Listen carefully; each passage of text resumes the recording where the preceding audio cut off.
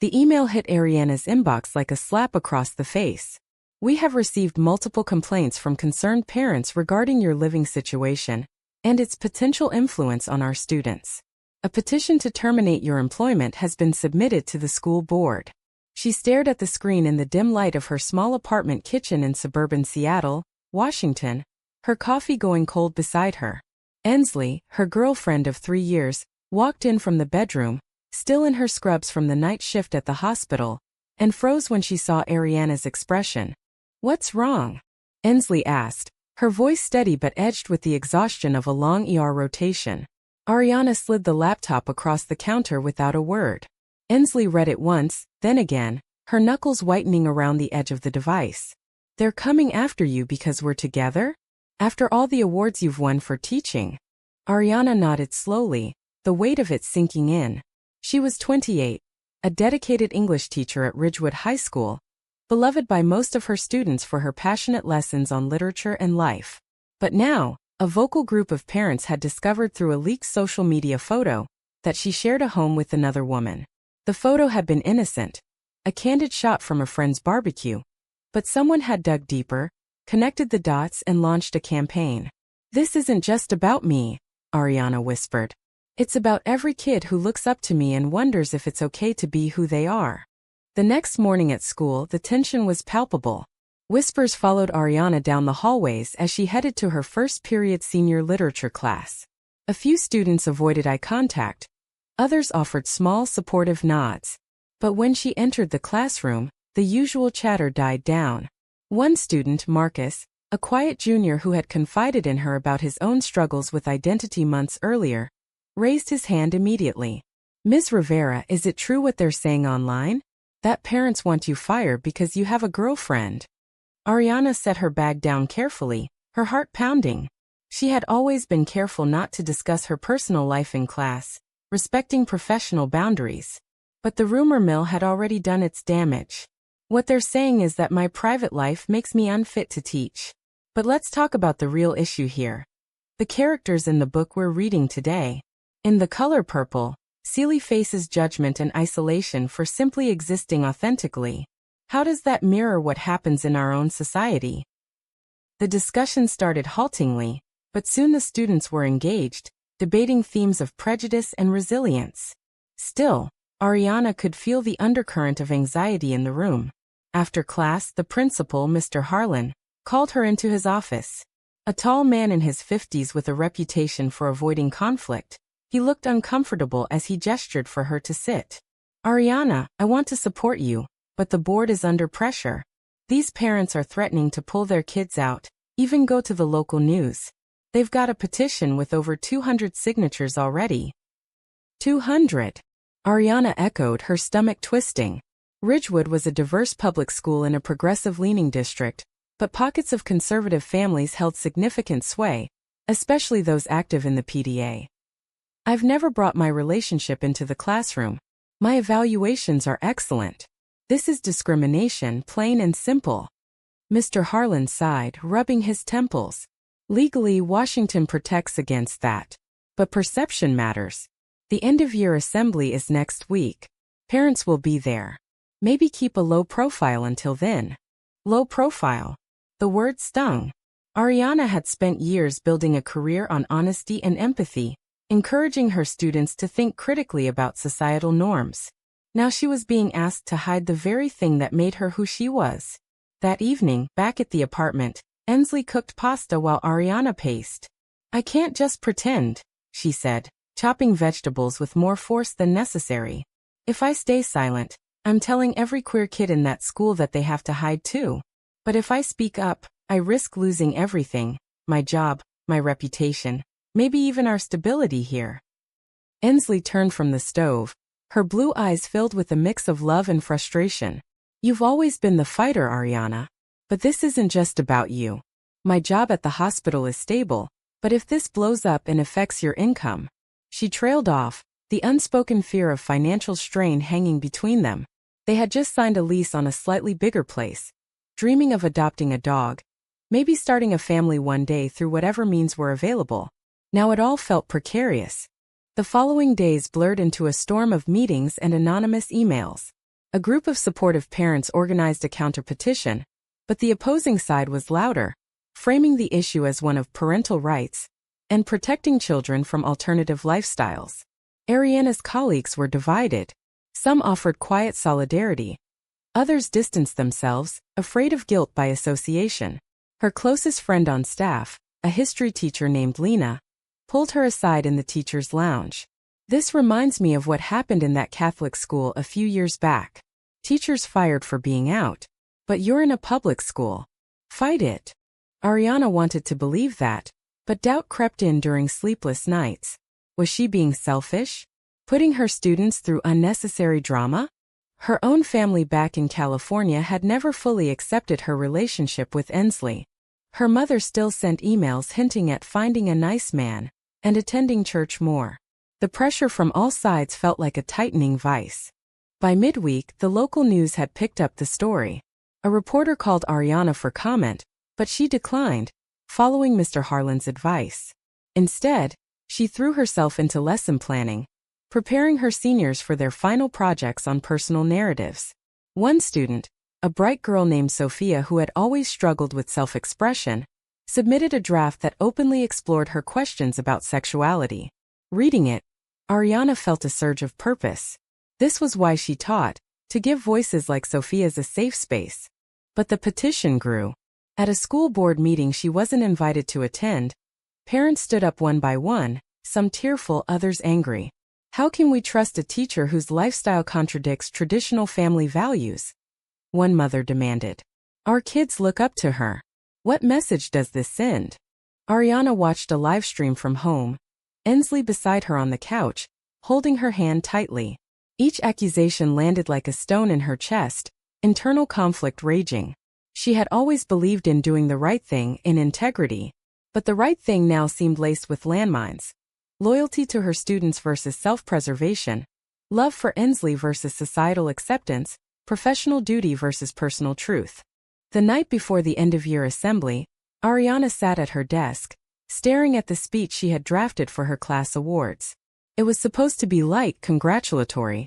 Instead, her fingers hovered over the keys, rewriting sections with raw honesty. Ensley watched from the doorway. "You're really going to do this?" "I have to," Ariana replied, voice trembling. "Whatever the cost." The auditorium was packed on assembly day. Students in caps and gowns fidgeted in their seats. Parents filled the back rows with cameras ready. Ariana stood backstage, heart hammering, as the principal introduced the faculty awards. When her name was called for Teacher of the Year, based on student votes, a smattering of applause mixed with uncomfortable murmurs.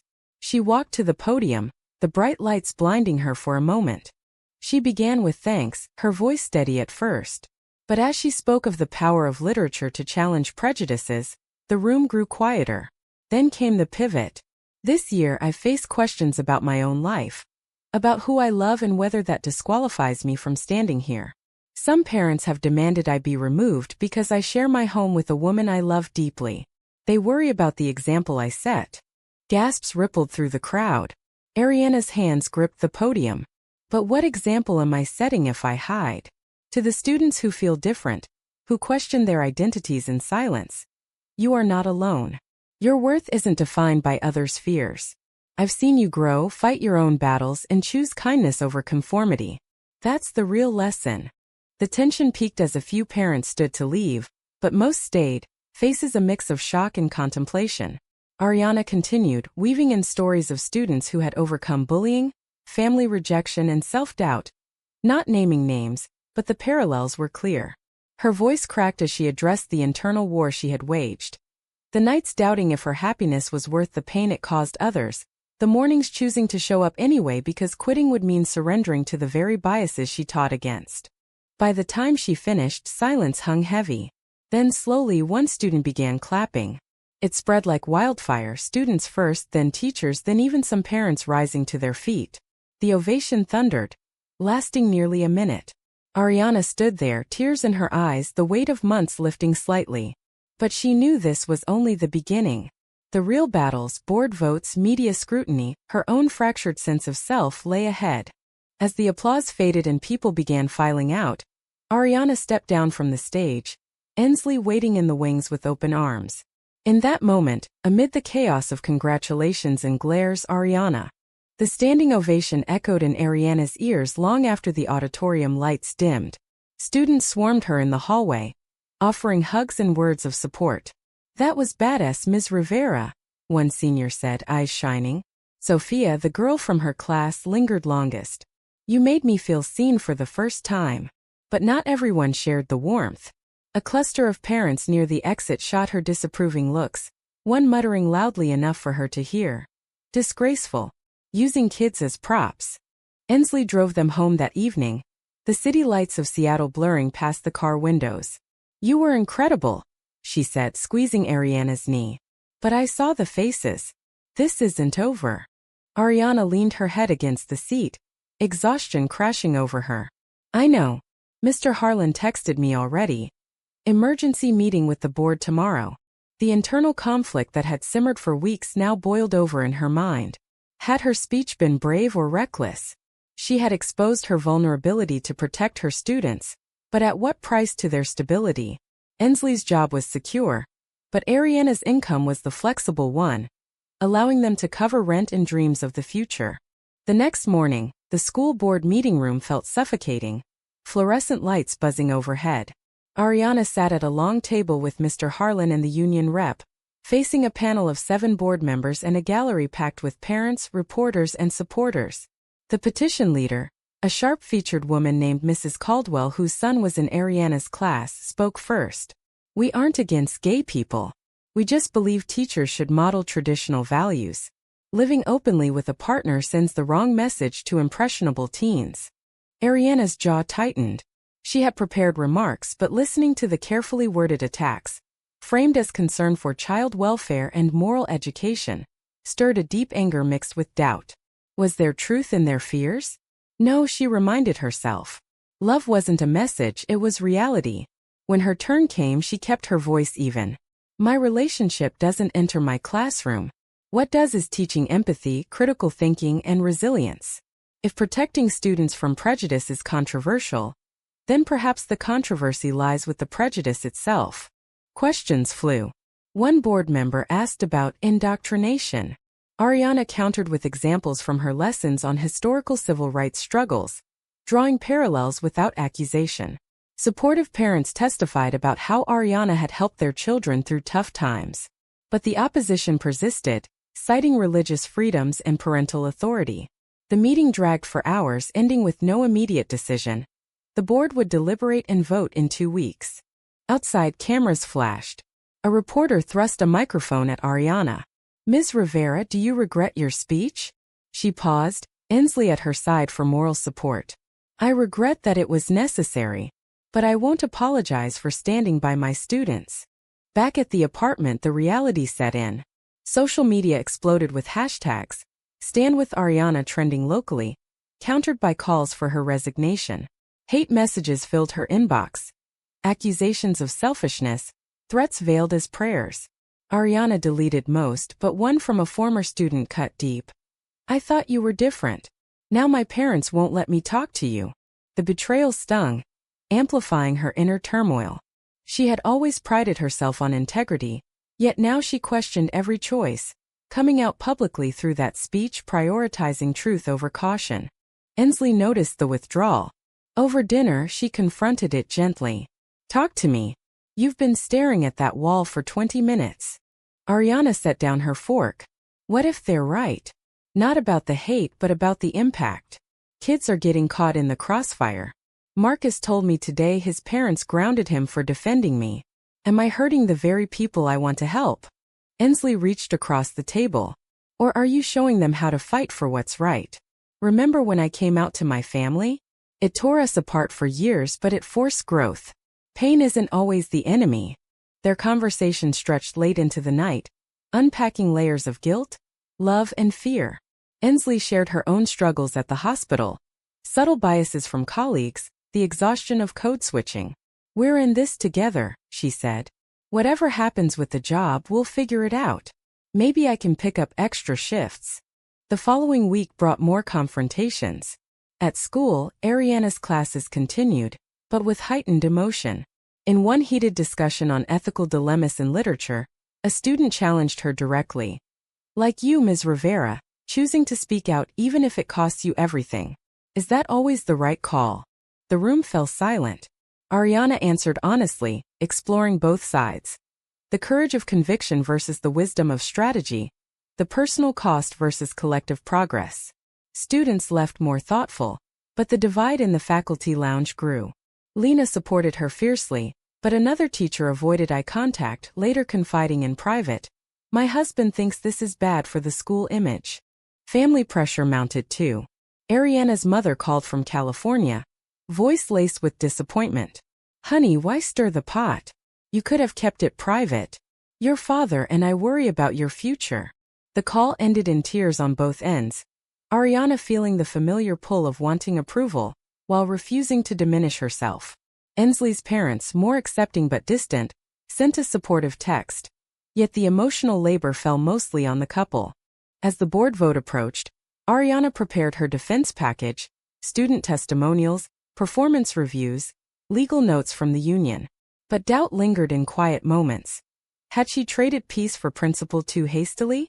One evening, walking in a nearby park with Ensley, hand in hand despite wary glances from passers-by, Ariana voiced it. I love you. But sometimes I wonder if loving you openly is a luxury we can't afford right now. Ensley stopped, turning to face her under the streetlights. Then what? Go back to hiding? That's not the woman I fell in love with, the one who teaches kids to own their stories. The words resonated, but the tension built. A school counselor reported increased anxiety among students, some citing the controversy as a trigger.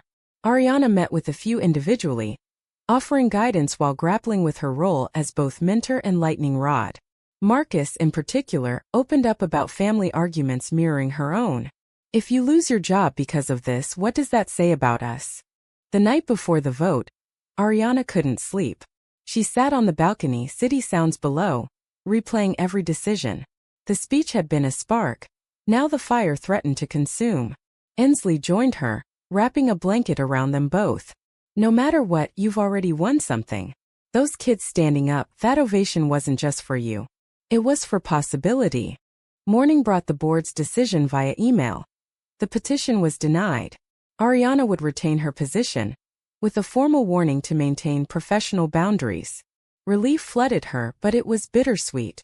The vote had split 4-3, signaling ongoing division.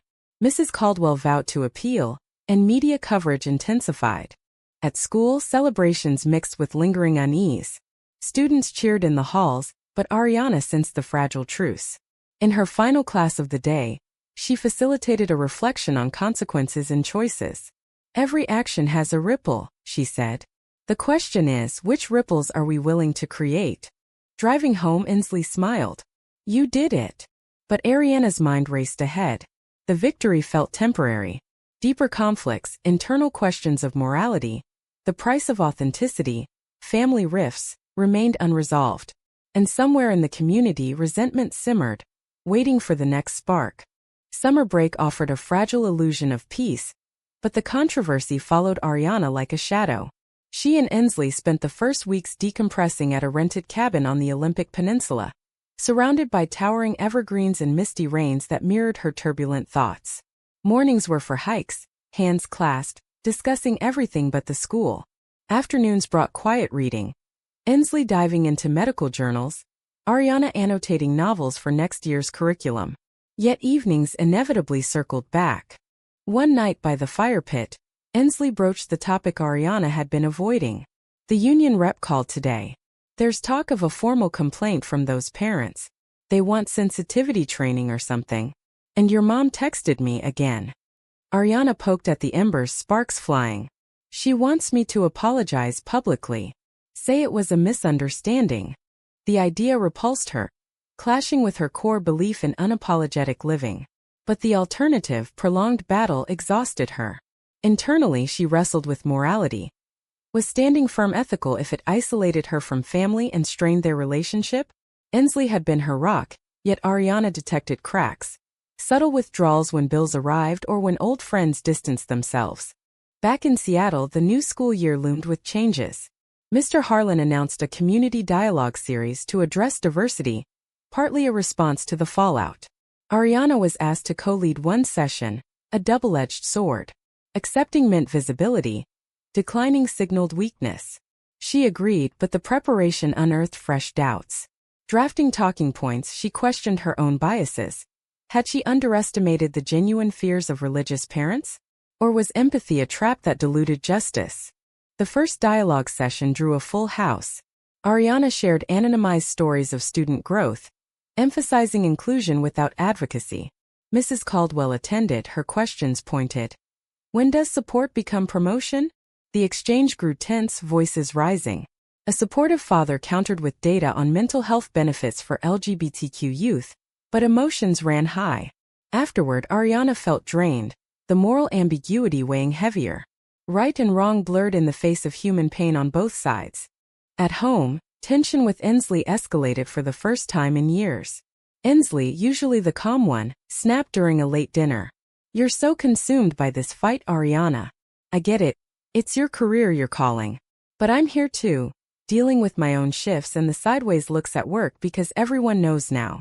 When do we get our life back?" Ariana recoiled, hurt mixing with defensiveness. "You think I wanted this? I was living quietly until they dragged us into the spotlight." The argument spiraled, touching on deeper issues. Ariana's fear of abandonment if the job fell through. Ensley's resentment at playing second fiddle to the cause. They reconciled with apologies and tears, but the exchange left scars. Betrayal wasn't intentional, yet the emotional distance felt like one. School resumed with mixed energy. Students welcomed Ariana warmly, many wearing subtle rainbow pins in solidarity. But a new administrator, brought in for balance, observed her classes closely. Subtle pressures mounted, suggestions to avoid certain texts, extra documentation for discussions. Ariana complied outwardly while inwardly raging at the censorship. In one lesson on moral dilemmas in To Kill a Mockingbird, a student asked about real-world parallels to her situation. She navigated carefully, but the incident was reported, prompting another meeting with Mr. Harlan. "You're walking a fine line," he warned. "The board is watching." The line blurred further when Marcus's parents requested a conference. They arrived stony-faced, accusing Ariana of influencing their son toward confusion. Marcus sat between them, silent and ashamed. Ariana listened, then responded with facts about adolescent development and the importance of support. The meeting ended unresolved, but Marcus texted her later, "Thanks for not giving up on me." Small wins amid growing isolation. Family drama intensified when Ariana's brother visited from California, ostensibly for a work trip. Over coffee, he delivered their mother's ultimatum. Attend family counseling to address your choices, or risk strained holidays. "She's worried sick," he said.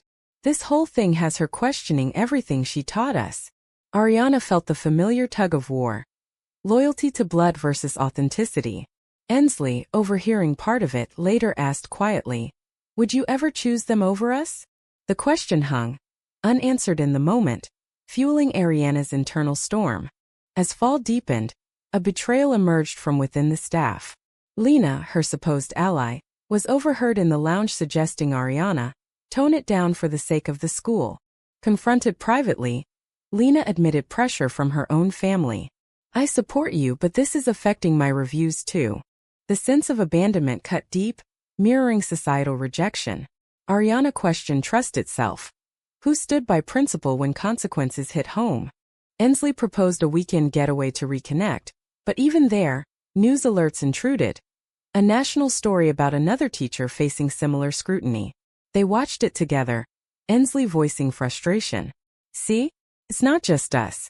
But we can't carry the whole movement."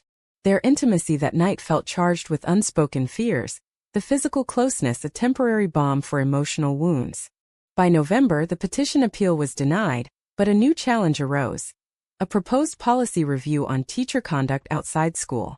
Ariana attended the hearing, speaking eloquently on privacy rights. The room divided again, applause and boos intertwining. Post-hearing, a supportive colleague pulled her aside. "You're inspiring, but at what cost to your health? You look exhausted." She was. Sleepless nights replayed decisions, The speech, the dialogues, the refusals to compromise. Each choice carried a price: strained partnership, family rifts, student anxiety. Yet quitting felt like surrender, a moral failing. In a quiet moment grading papers, Ariana journaled her conflicting truths. Love demanded visibility. Peace required silence. Which was the greater good? Thanksgiving approached and Ariana faced a choice: visit family alone or with Ensley, risking further conflict. Ensley suggested staying home, hosting a small Friendsgiving. But Ariana decided on compromise. A short solo trip, promising honesty. The visit was tense, filled with veiled comments and forced normalcy. Her mother hugged her tightly at departure. "We love you. Just think about it." Returning, Ariana found Ensley had decorated their apartment modestly for the holiday. Over leftovers they talked deeply, unpacking betrayals, pressures, and evolving selves. "I'm not the same person I was before the speech," Ariana admitted. "But maybe that's growth." The conversation healed some fractures, yet the broader storm brewed. Winter brought parent-teacher conferences laced with undercurrents, and Ariana sensed the next confrontation looming. Perhaps a formal complaint or media resurgence. Her awakening continued. Strength wasn't absence of doubt, but persistence through it. Winter break provided little respite. Ariana spent it buried in professional development courses online, hoping to strengthen her position amid scrutiny. Ensley worked extra holiday shifts, their time together fragmented by fatigue and unspoken resentments. One evening, after a particularly draining video call with her mother, more pleased to reconsider her path, Ariana broke down in the kitchen. Ensley held her, but the embrace felt weighted by the accumulating toll. "You're carrying too much alone," Ensley murmured. "Let me help more." But help meant compromise, and Ariana resisted. The new year brought fresh challenges at Ridgewood. A student-led initiative for a Gender Sexuality Alliance, GSA club gained traction, with Marcus as a key organizer. Ariana was asked to advise unofficially, a role she accepted cautiously. Meetings were after hours, low-key, yet word spread. Mrs. Caldwell's group protested immediately, labeling it inappropriate indoctrination. The conflict escalated at a school assembly on inclusivity. Ariana spoke briefly on allyship, drawing from literature. During Q&A, a parent interrupted, demanding, "Why push this agenda when families disagree?" The exchange turned heated, students defending the club passionately. Ariana mediated, but the incident fueled online campaigns calling for her reassignment. Internally, the pressure fractured her resolve. Late nights brought waves of self-doubt. Was she modeling resilience or stubbornness? The moral quandary deepened when a close student, Sophia, confided in tears about coming out to her conservative parents, who blamed Ariana's influence. "They said teachers like you plant ideas." The accusation, though unfounded, triggered profound guilt. Ariana spent hours journaling, weighing her impact, empowering some, alienating others. Betrayal struck again when the new administrator recommended limiting her involvement in extracurriculars, for optics. Mr. Harlan backed it reluctantly. Ariana confronted him. "This is exactly the silencing I fought against." He sympathized but cited board pressure. The decision felt like a personal defeat, amplifying her sense of isolation. With Ensley, cracks widened. During a rare date night, Ensley voiced long-held frustrations. "I love you, but this fight is changing you. You're angry all the time, distant. I signed up for a partner, not a cause." Ariana defended herself, accusing Ensley of lacking backbone. The fight ended with Ensley storming out for a walk, leaving Ariana alone with regrets. Reconciliation came hours later, apologies exchanged, but trust required rebuilding. They attended couples counseling, unpacking layers of trauma from societal judgment and personal insecurities. Family dynamics shifted unexpectedly. Ariana's brother called with news. Their mother had joined a support group for parents of LGBTQ children. "She's trying," he said. The gesture offered hope, yet Ariana questioned its sincerity versus desperation for normalcy. A tentative video call followed, awkward but honest, revealing her mother's internal conflict, love clashing with ingrained beliefs. At school, the GSA launch faced delays due to complaints. Ariana advocated quietly, gathering student signatures. A town hall meeting drew hundreds, emotions raw. Ariana testified on the benefits of safe spaces, citing statistics on reduced suicide rates among supported youth. Opponents cited moral and religious concerns. The debate stretched hours, ending without resolution but with Ariana feeling both empowered and drained. Spring brought renewal and renewed attacks. A viral video clip of her winter assembly remarks resurfaced, twisted in commentary. Hate mail increased, but so did messages of gratitude from former students nationwide. One email from a young woman who had graduated years earlier stood out. "Your class helped me accept myself. Don't stop." The validation bolstered her, but personal costs mounted. Inslee's hospital faced staffing shortages, adding strain. Ariana took on tutoring gigs to supplement income, fearing budget cuts. In quiet moments, she reflected on choices. Each stand for justice extracted pieces of peace, relationship stability, family harmony. Was the exchange worth it? The awakening was painful. Realizing heroism often meant solitude. A pivotal confrontation occurred during parent conferences. Mrs. Caldwell attended with others, questioning Ariana's bias in grading. Evidence showed fairness, but the grilling exhausted her. Afterward, Marcus waited outside, offering a handmade card from the GSA. "We're with you." The gesture moved her to tears, reinforcing purpose amid doubt. Summer planning sessions revealed deeper divisions. Proposals for curriculum adjustments to balance perspectives threatened core texts. Ariana pushed back in meetings, logic clashing with emotions. Colleagues split, some siding with caution. Lena's earlier betrayal echoed in new alliances forming against visibility. Through it all, Ariana and Inslee's bond evolved. Date nights became intentional, conversations raw. Inslee shared vulnerabilities about her career dreams potentially sidelined by the spotlight. Ariana listened, committing to balance. Their love, tested by fire, grew resilient yet scarred. As the school year ended, another assembly approached. Whispers suggested more petitions. Ariana prepared, knowing the cycle continued. Her growth lay in embracing the gray. No pure victories, only ongoing choices with prices paid in full. The end of the second school year since the speech arrived with a mix of anticipation and dread. Ariana had survived the storms, but survival wasn't thriving.